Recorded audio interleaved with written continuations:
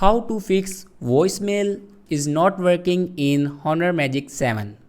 So let's start the video. First of all, open settings.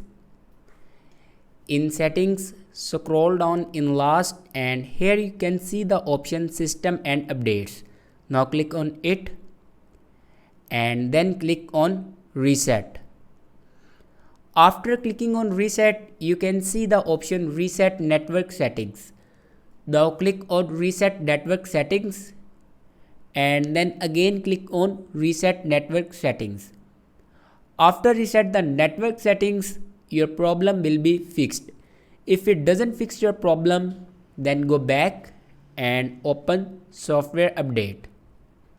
Now here you can check your latest version will be updated or not.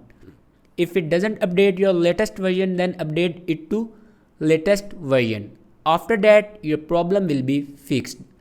Thanks for watching this video.